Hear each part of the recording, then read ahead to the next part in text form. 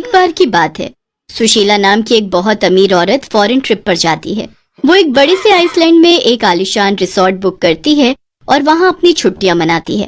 ओह, कितना सुकून है यहाँ की हवाओं में। मैं तो तंग ही आ गई थी अपने शहर की भीड़ भाड़ और शोर शराबे से। जिस रिसोर्ट पर सुशीला रुकी थी वहाँ के बेसमेंट में एक चुड़ैल कैद थी। एक शाम को जब सुशीला रिसोर्ट के स्विमिंग पूल के पास वॉक कर रही थी कि तभी उसका ध्यान बेसमेंट की तरफ जाता है। ओह, ये क्या? ये तो ऐसा लग रहा है जैसे कि कोई अंडरग्राउंड बार है। मुझे यहाँ आए 4 दिन हो गए हैं और कल मुझे वापस भी जाना है। फिर भी मैंने अब तक इस बेसमेंट पर ध्यान क्यों नहीं दिया? चलो चलकर देखती हूँ आखिर नीचे इस बेसमेंट में क्या है। इतना कहकर सुशीला जल्दी से नीचे जाती है और जल्दबाजी में वहाँ बेसमेंट के बाहर लगे हुए बोर्ड को नहीं पढ़ती है। उस बोर्ड पर साफ साफ लिखा था कि नीचे जाना मना है। अरे, ये तो कोई बार नहीं लग रहा है, बल्कि ये तो कोई एक कबाड़ खाना है। छी, कितनी गंदी बदबू आ रही है यहाँ से निकलना पड़ेगा। सुशीला इस बात से बिल्कुल अनजान थी कि उस बेसमेंट में एक डरावनी चुड़ैल कई सालों से कैद थी और इसीलिए होटल वालों ने बेसमेंट में आना जाना मना कर रखा था। तभी चुड़ैल की नजर सुशीला पर पड़ती है। अरे वाह, शिकार! इतने देर बाद तो यहाँ कोई एंट्री लिया है। इसे मैं हाथ से जाने नहीं दूंगी। इतना कहकर चुड़ैल सुशीला के शरीर में घुस जाती है। ओह वाह, अब मैं इस पागल औरत के शरीर का इस्तेमाल करके इस बेसमेंट की कैद से आजाद हो जाऊंगी। अगले दिन सुशीला की वापस इंडिया की फ्लाइट थी और चुड़ैल उसके शरीर में अभी भी घुसी हुई थी। और इस तरह चुड़ैल सुशीला के शरीर में घुसकर ही इंडिया आ जाती है। इंडिया आते ही चुड़ैल सुशीला के शरीर को छोड़ देती है और बाहर निकल आती है। वाह, क्या प्लेस है, मजा ही आ गया। जब मुझे आजादी मिली तो सिर्फ उस गंदे बदबूदार बेसमेंट से ही नहीं बल्कि पूरे देश से। इस नई कंट्री में आकर कितना अच्छा लग रहा है। चलो किसी को डराती हो।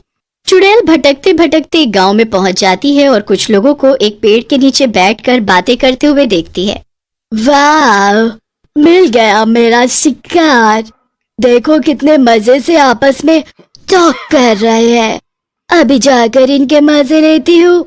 चुड़ैल उन आदमियों के पास जाकर खड़ी हो जाती है और डरावनी आवाजें निकालने लगती है। उन आदमियों को उस चुड़ैल को देखकर बहुत हैरानी होती है और उनमें से एक आदमी कहता है, अरे ओए, क्या शोर मचा रखा है, और वो भी हमारे कानों के इतने पास खड़े होकर। चलो जाओ यहाँ से लड़की, जाने कहाँ कहाँ से आ जाते हैं ये ड्रामा कंपनी वाले। चुड़ैल को ये सुनकर गुस्सा आ जाता है। अरे इडियट्स, मैं चुड़ैल हूँ। हाँ हाँ पता है, वो तो तुम्हारी कॉस्ट्यूम देखकर ही पता चल रहा है।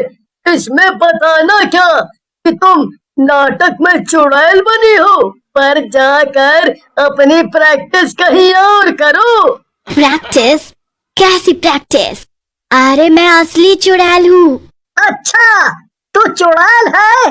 हाँ, और मैं डायन हूँ। चल हट, आज यहाँ से। पता नहीं कहाँ कहाँ से आ जाते हैं। अरे भाई, लातों के भूत बातों से नहीं मानते। फिर ये तो चुड़ैल है, इसे तो मार के ही समझाना पड़ेगा। चुड़ैल को ये सुनकर बहुत गुस्सा आता है और वो उस आदमी को पकड़कर उल्टा लटका देती है। अब यकीन हुआ तुझे? बचाओ बचाओ, अरे कोई तो मुझे बचाओ।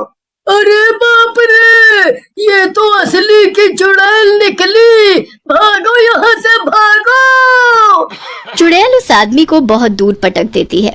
बड़ा आया था मुझे लात मारकर भगाने वाला, अब मुझे कई सालों तक याद रहेगा। इतना कहकर चुड़ैल आगे बढ़ जाती है। अब शाम होने को आई थी और चुड़ैल इतने लंबे सफर के बाद काफी थक भी गई थी। ओहो, अपने देश में तो मैं बेसमेंट में ही सो जाया करती थी, लेकिन अब मैं यहाँ कहाँ सोऊंगी। तभी चुड़ैल को एक कब्रिस्तान दिखाई देता है। वो उस कब्रिस्तान के अंदर चली। वाह, मैंने सुना था कि इस देश के भूत अक्सर कब्रिस्तान में ही रहते थे। चलो तो मैं भी यहीं सो जाती हूँ, क्या पता मेरा कोई विदेशी फ्रेंड भी बन जाए। कब्रिस्तान के अंदर ही एक बड़ा सा पीपल का पेड़ था और उस पर कई भूत उल्टे लटके हुए थे। तभी उन भूतों की नजर चुड़ैल पर पड़ती है और वो कूदकर जमीन पर आ जाते हैं। वो चुड़ैल से सवाल करने लगते हैं। ओए, कौन है तू? ओह हाय, मैं फॉरेनर चुड़ैल हूँ और मैं विदेश से आई हूँ। आप सबसे मिलकर अच्छा लगा। मैं आज रात यहीं स्टे करने वाला हूँ। अच्छा, लेकिन हमें तुझसे मिलकर बिल्कुल अच्छा नहीं लगा। चल जा यहाँ से। क्यों पर? मैं यहाँ से क्यों जाऊँ? मैं भी तो चुड़ैल ही हूँ। अरे अरे, ये क्या बात हुई?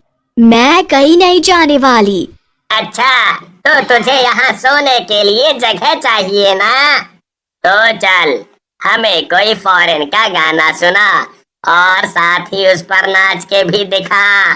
जरा हमारा भी तो एंटरटेनमेंट हो। सभी भूत ये सुनकर जोर जोर से हंसने लगते हैं। पर मुझे तो गाना और नाचना नहीं आता। अच्छा, वैसे मेरे पास एक और आइडिया है।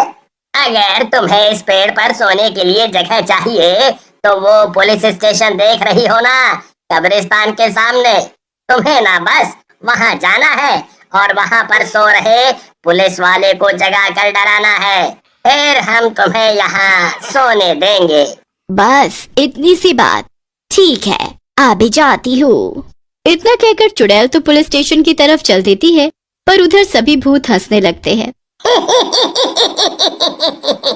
इस बेचारी को क्या पता कि पुलिस वाला इसकी कैसी धुलाई करने वाला है।